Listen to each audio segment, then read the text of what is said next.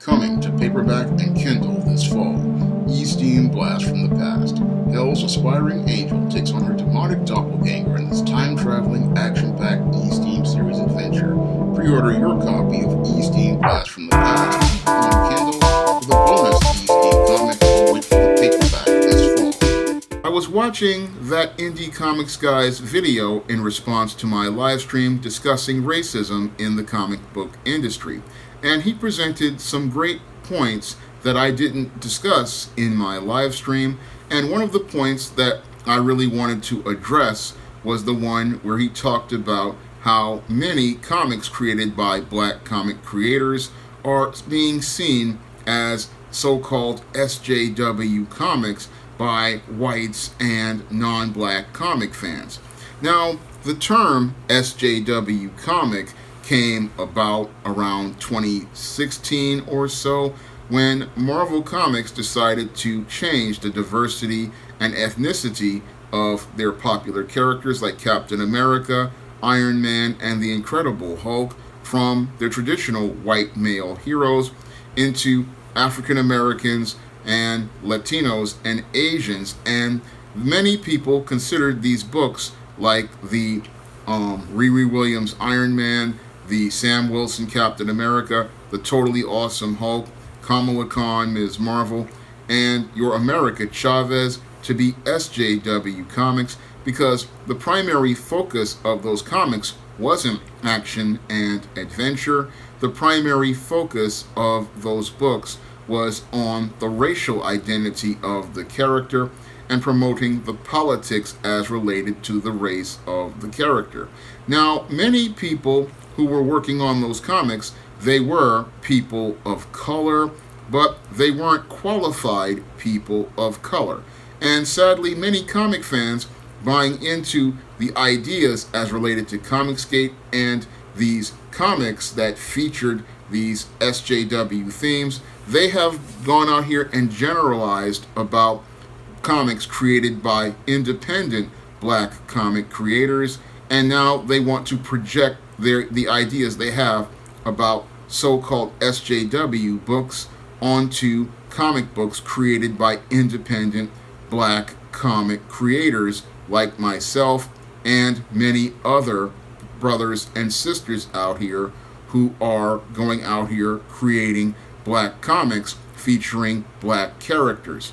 Now, according to these people, every comic created by a black comic creator like myself is supposedly an SJW book and is supposed to be focused on identity politics. And in the minds of many of these people who are a part of Comicsgate or are casual comic fans, they think a book created by a black comic creator like myself is going to feature this so-called blackety black, pro-black themes and blackety black characters who are super urban.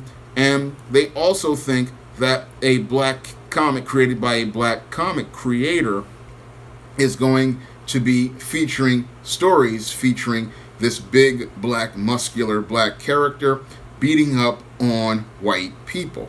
And that's not the case at all. And I know this from experience because I've gone down to places like the Schomburg's Black Comic Book Festival, and I've talked to many of these creators in person.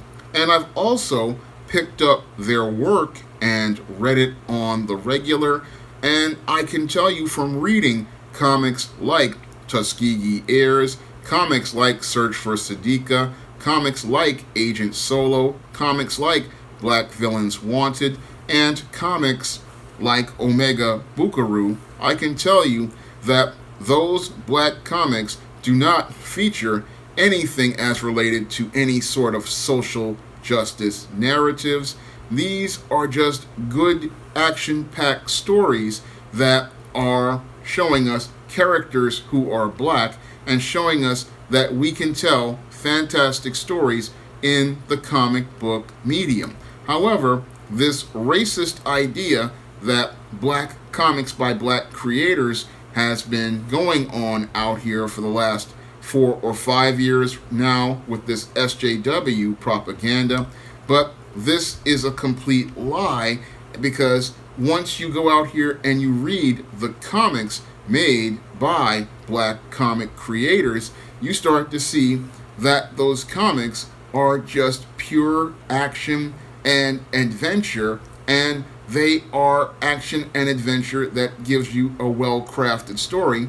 And while some of them do talk about the black experience and black culture, there is no sort of promotion of these whole concepts that were a part of those Marvel SJW books. No, the books written by independent black comic creators, they feature full stories, rich multidimensional characters, and they feature high quality artwork and high quality work overall.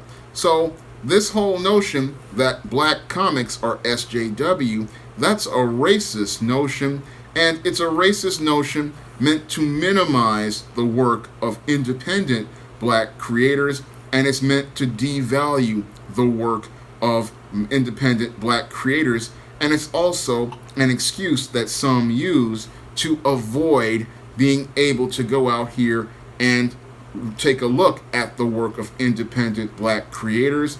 They feel if they can put an SJW tag on an independent black creator's work, then they don't have to go out here and take a look at that work and see how high quality it is. Because when I look at the comics being produced these days from independent black creators, it is some of the highest quality work I have seen in my almost 35 plus years as a comic fan. I mean, the books that are coming out today actually surpass the quality of many of the milestone comic books that have been produced back in the 1990s in terms of writing and in terms of art. And we have a rich diversity of experiences being presented in between the pages of comics today. For example, with my own E-Steam comic No Good Deed, you can't say that there's any sort of identity politics in between the pages of this short E-Steam story that I have right here, and I'm presenting you the first 2 pages of it. This story is basically a story about a heroine taking on some robbers in a store, and there's no social justice or identity politics in that story. It's just an action-packed superhero story in the style of the Bronze Age. And that's what black creators like myself are out here trying to do. We're trying to tell stories featuring black characters, and we also want to tell stories that incorporate parts of our culture. And that's what that indie comics guy was talking about as related to some of these people who talk about SJW. They don't understand that when you have creators, they're going to talk about their experiences, they're going to talk about their culture, and that's all part of storytelling. I mean, in many of my books that I do as superhero prose fiction, like the ISIS series and the E-Steam series and the John Haynes series, I talk about black culture. I talk about things as related to black culture and the black experience. And there's nothing in there about social justice. I wanted to give people a better understanding of black culture and the black experience. And that's something that goes back, way back to the 90s, when I used to read milestone comics like Hardware, Icon, Blood Syndicate, and Static. I used to read those comics, and they showed me that the bigger picture of the black community, and I saw all different aspects of the black community. So instead of us getting a monolithic thought like we used to get from companies like Marvel with Black Panther and Luke Cage, where these white creators were telling us about the black experience, what black creators are doing is telling you about the black experience and black culture that they grew up in, and that's giving us a richer picture of the black experience. That's giving us diversity of thought, that's giving us diversity of ideas, But all of that diversity, ironically, we're being told is so-called SJW comics.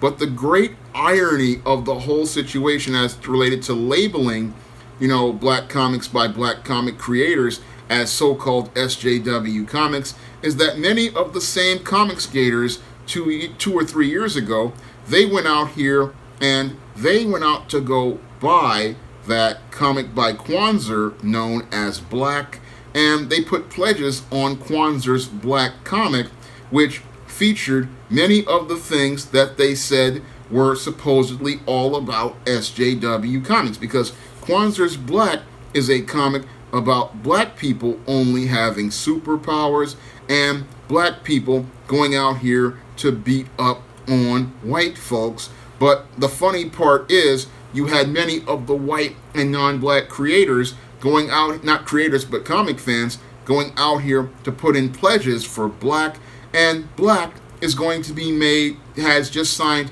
a movie deal or a TV deal with one of these movie studios, which again shows us all the hypocrisy and the racism that goes on behind the scenes in the comic book industry. They sit there and say, oh, these comics by these black comic creators, which present a positive image of black people, a balanced image of black people, a humanized image of black people, and even in some cases like Search for Sadiqa present us a historical image of black people, or books like Agent Solo show us, a strong, capable black man in a heroic aspect. They tell us these books, they are so-called SJW books. Meanwhile, the book that has all of the SJW themes, you have all of the white and non-black comic fans putting in pledges to support Kwanzaa's Black.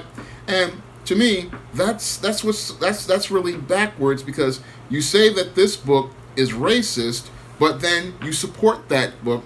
Meanwhile, all the other great black comics that are out here, they don't talk about on their channels.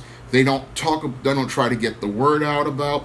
And black creators like myself, they don't even want to talk about them. And again, that type of silence is very, very, as I see it, condemning, because you say that there's no racism in the comic book industry, but you want to label black comics SJW comics, even though it's black creators just talking about their experiences, but they never talk about any of those black creators who go out here and present you really balanced stories about black superheroes. I mean, like Mega Woman, and the books over at that imprint. I mean, I've seen so many great black comics out there, and there's no social justice, no identity politics.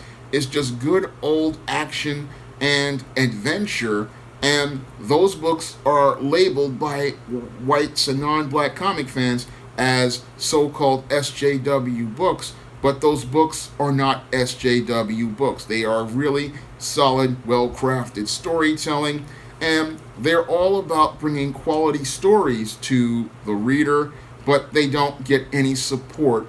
And again, that just shows us again how deep the racism goes in the comic book industry, because how is it that you're going to label these books SJW when all that is the color of the character's skin is black, but you don't want to look at the content in between the pages of the book to see the quality of the characters that is being presented to the reader. That in and of itself, as I see it, is truly racist, because you're sitting there judging these books based on the on the color of the character's skin, and not the content that's presented between the pages by that black creator, and you're not giving that black creator an opportunity to earn the so-called merit that many of the comic skaters say that they judge books on, because many of these black comic creators, they never hear anybody talking about them, except for guys like me and maybe that indie comics guy, or guys like Chris Crazy House. We'll talk about those black comic creators, but the other channels out here won't say a single word about those black comic creators and the great work that they do or try to share that work so that others can find how great these comics are, because there are a lot of great black comics out there, and they have nothing to do with identity politics. They have nothing to do with social justice. They are all about giving you a high quality story in between the pages of their books and getting readers the action and adventure with a black character. And the reason why they do that is because they want to see characters that look like themselves, present the black culture and black experience to people, and show that a black comic is not blackety black, but a black comic is a story that shows us that black people can be heroes too.